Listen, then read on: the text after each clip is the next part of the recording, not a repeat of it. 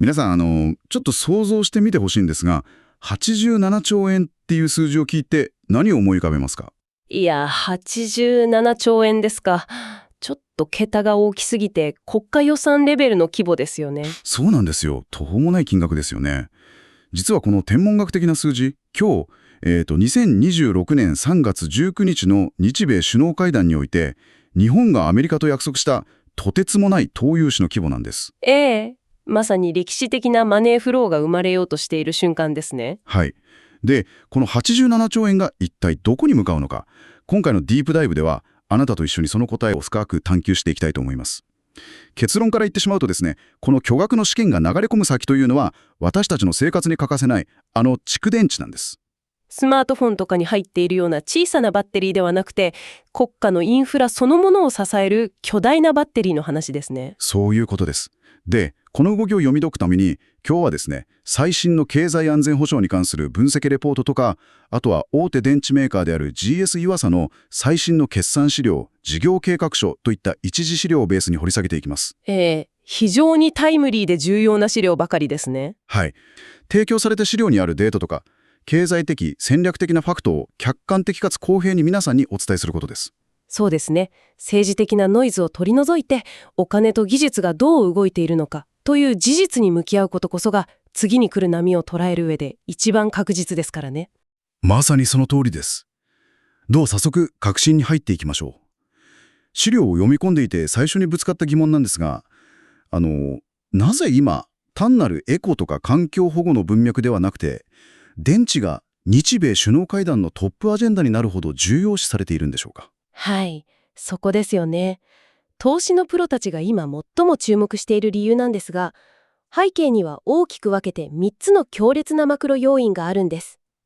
まず1つ目は AI による電力の爆飲みです。電力の爆飲み？チャット GPT のような高度な AI を稼働させるデータセンターというのは、従来の IT インフラとは次元の違うものすごい電力を消費するんですね。確かに AI の処理能力が上がるにつれて電気代がやばいみたいなニュースはよく見ますね。そうなんですよ。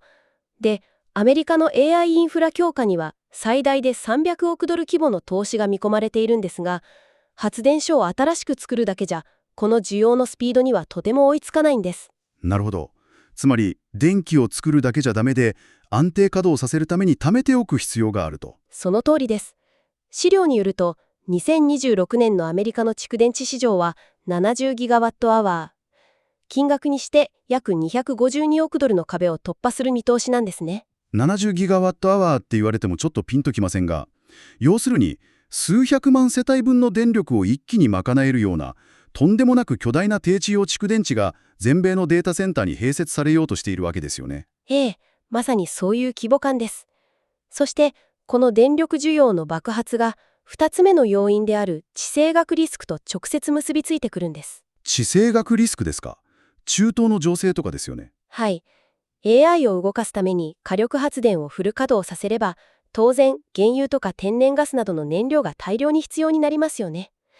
でも今、中東のホルムズ海峡での緊張が高まっていて、ガソリンや原油が高騰するリスク、供給の道がいつ遮断されてもおかしくない状況があるわけです。燃料を中東に依存している限り、AI 革命の主根っこを他国につかまれているようなものですね。そこでアメリカのトランプ大統領は同盟国に対して負担分担を強烈に求めているんです。これに対して日本は軍隊を派遣するのではなくて、アラスカ原油増産への協力や再生可能エネルギーと蓄電池を組み合わせたエネルギー自立への貢献という形で応えようとしているんです。なるほど。アメリカ国内でエネルギーを完結させるための最大のピースが蓄電池だということですね。そういうことです。そしてここで3つ目の要因が立ち上がってきます。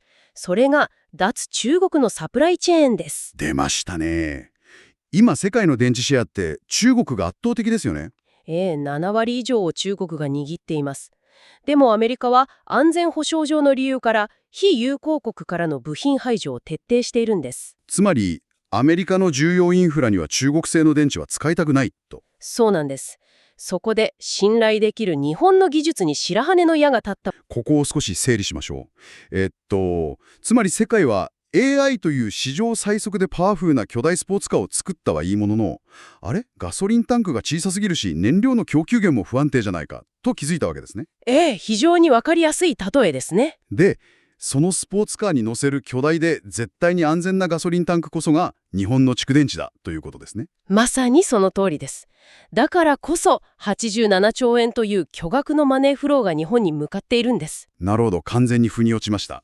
では、その安全なガソリンタンクの必要性が分かったところで、具体的に誰がそれを作るのかという話に移りましょ電池界の横綱ともいえる GS 湯浅です。う。GS 湯浅、車のバッテリーとかでよく聞く名前ですよね。彼らの動向で最も決定的なのが、ホンダとの強力なタッグなんです。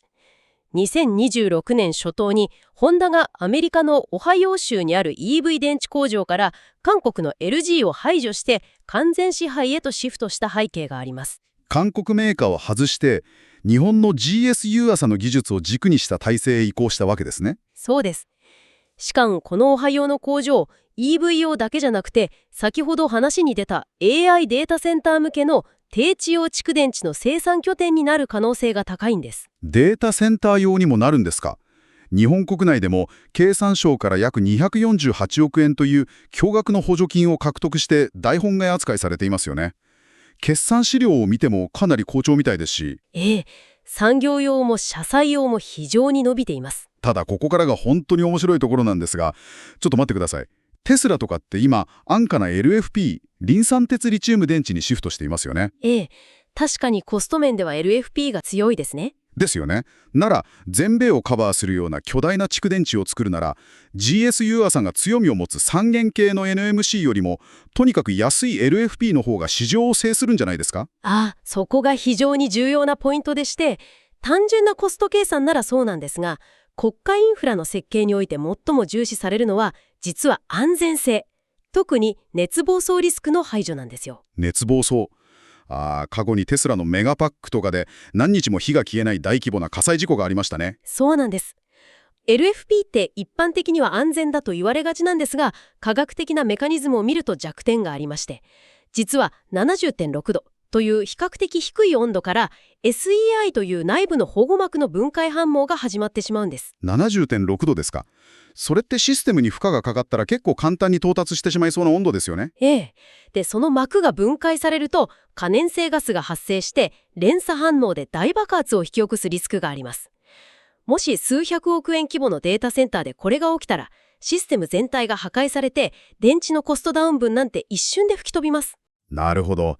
安物買いの銭虫代どころか国家インフラの崩壊に直結するわけですね。じゃあ GS ユーアさんの技術はなぜそれを防げるんですか？凄さはですね、BMS、バッテリーマネジメントシステムにあるんです。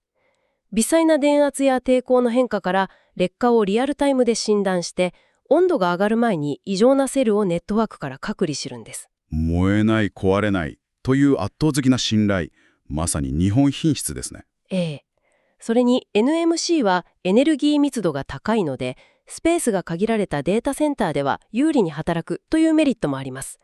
この信頼性こそが5500億ドル規模の投資で求められている本当の価値なんです。なるほどな。で、もう一社、資料には隠れた守護神として FDK コード6955の名前が挙がっていますね。はい。富士通グループのいぶし銀的な企業ですね。GS ユアサが横綱なら FDK は特殊部隊のような存在です。産業用やバックアップ電源など絶対に止まってはいけないアメリカの重要インフラを守るための壊れにくい特殊電池システムに強みがあるんです。壊れにくいというのは具体的にどういうことですか？究極の冗長性です。一部が物理的に破損しても他の部分で瞬時にバックアップして出力を維持し続ける特殊な回路設計を持っているんです。通信基地局とか防衛管内施設にはこのレベルの堅牢性が不可欠なんですよ。なるほど。ハードウェアの凄さはよくわかりました。ただ、どんなに物理的に優れた頑丈な電池を作っても、電力網ってすごく気まぐれですよね。みんなが電気を使う時間は足りなくなるし、夜中は余る。需要が乱高下しますからね。この状況で、いつ充電して、いつ放電するのかを管理するのって至難の業だと思うんです。ここはどうクリアするんでしょうか？まさにそこが次のフェーズです。ハードウェアという箱のポテンシャルを極限まで引き出すための頭脳、つまりソフトウェアの力が問われるんです。ここで注目すべき企業がインフォメティス、コード 281A です。インフォメティス。AI を使って蓄電池の重放電を最適にコントロールする技術を持っている企業ですね。はい。彼らの AI は電気代の変動に合わせて自動で重放電を制御するんです。例えば、電気代が安い深夜に充電しておいて、高くなる昼間に放電する。これがアメリカの法人などのコスト削減需要にピタリと合致しているんです。なるほど。つまり GS ユアサや FDK が絶対に壊れない頑丈な金庫を作っているとすれば、インフォメティスはいつ安く仕入れていつ高く使うかを熟知した天才的な金庫番というわけですね。まさにその通りです。箱だけじゃなくて電力をどう効率よく使うかというソフトウェアの運用面でも日本の技術はロンドンでの実証実験などでグローバルに高く評価されているんですよ。ハードとソフトの両輪が揃って初めてこの巨大な波に乗れるんです。なるほどな。リスナーの皆さんもこれらを知るとニュースを見る目が少し変わってきたんじゃないでしょうか。そしてこの蓄電池の波がどれほどアメリカ社会に浸透しているかを示すすごく驚きのデータがソースにありましたよね。レッドステイトの話ですね。そうです。2025年にアメリカで導入された蓄電池のなんと3分の2がトランプ大統領を支持する共和党優勢の州、いわゆるレッドステートに建設されているという事実です。これ意外じゃないですか？意外に思われるかもしれませんが、実は非常に合理的なんです。蓄電池ってリベラルな環境保護ツールだと思われがちですよね。エコなイメージが強いです。でも保守層にとってはそうじゃないんです。彼らにとって蓄電池は連邦政府の脆弱な電力網に頼らないためのエネルギー自立の武器なんですよ。エネルギー自立の武器。なるほど。自分たちで使う電気は自分たちで確保すると。だからこそ党派を超えてこれほどまでに強烈に求められているんです。いやー、面白いですね。2026年、日米同盟は黄金時代に入り、87兆円という凄まじいマネーフローがハイテクの裏側にある蓄電池へと向かっています。中東の地政学的なピンチが実は日本の電池メーカーにとっての巨大なチャンスに変わるという見事な逆転の構造ですね。まさに相場の世界でいう国策に売りなしですね。そうですね。投資に絶対はありませんが、国がどちらを向いて巨額の予算をつけているかを知ることは失敗しないための第一歩ですよね。あなたもまずは今日登場した GS ユアサ、FDK、インフォメティスといった企業の名前を覚えるところから始めてみていかがでしょうか？これからのニュースの解像度がぐっと上がるはずです。はい。では最後にあなたに一つ考えてみていただきたいことがあります。今日学んだように蓄電池は AI と国家を動かす新たな石油になりつつあります。でもこれについて少し考えてみてください。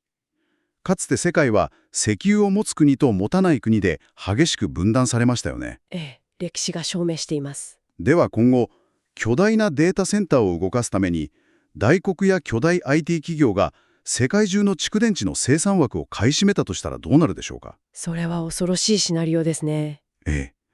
私たちが直面する未来の格差は、資源の有無ではなく、電力を貯めておく巨大な箱、つまりストレージを誰が独占しているかによって決まるのかもしれません。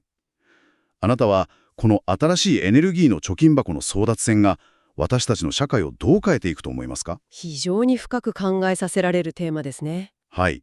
次にスマホのバッテリー残量を見たとき、その裏で動いている87兆円のマネーフローと一緒に少しだけ思いを馳せてみてください。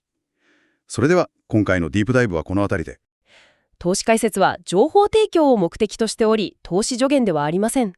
投資の最終判断は必ずご自身の責任で行ってください。もしこの動画が面白かった、ためになったと思ったらぜひチャンネル登録、高評価もお願いします。今日もありがとうございました。気になる銘柄があればぜひコメントで教えてください。